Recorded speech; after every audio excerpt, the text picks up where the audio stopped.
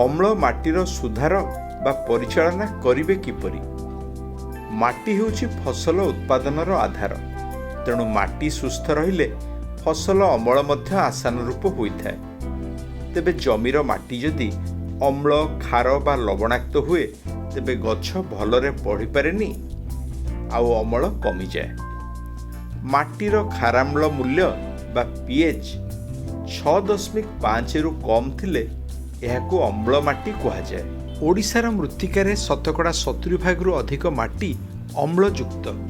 ଏହି ଅମ୍ଳଯୁକ୍ତ ମାଟିରେ ଅଣୁ ଖାଦ୍ୟସାର ଯଥା ବୋରନ୍, ମଲିବେଡନମ୍ ଏବଂ ଗୌଣସାର କ୍ୟାଲସିୟମ ଓ ମ୍ୟାଗ୍ନେସିୟମର ଅଭାବ ପରିଲକ୍ଷିତ ହୋଇଥାଏ। ଏହା ବ୍ୟତୀତ ଫସ୍ଫରସ୍, ଆଲୁମିନିୟମ ଓ ଲୌହ ସାର ବାନ୍ଧି ହୋଇ ରହିବା ଫଳରେ ଫସଲକୁ ତାହା ମିଳିପାରେ ନାହିଁ। ଆମେ ଚାଷ କରୁଥିବା ଫସଲ ମଧ୍ୟରୁ ଆଳୁ, କନ୍ଦମୂଳ, କାକୁଡ଼ି, ଟମାଟୋ, ଫୁଲକୋବି ଓ ବନ୍ଧାକୋବି ଆଦି ସାମାନ୍ୟ ଅମ୍ଳ ମାଟିରେ ହୋଇପାରେ। ଫସଲରୁ ଆଶାନୁରୂପ ଅମଳ ପାଇବା ପାଇଁ ଅମ୍ଳ ମାଟିରେ ଶୋଧନ ନିହାତି ଆବଶ୍ୟକ।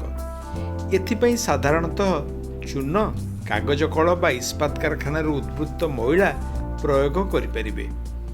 ଶେଷ ଓଡ଼ ଚାଷ ସମୟରେ ଧାଡ଼ିରେ ଏକର ପ୍ରତି 2 କୁଇଣ୍ଟାଲ ଚୂନ ବା କାଗଜ କଳ ମଇଳା ପ୍ରୟୋଗ କଲେ ଅମ୍ଳ ମାଟି ଶୋଧନ ହୋଇଥାଏ।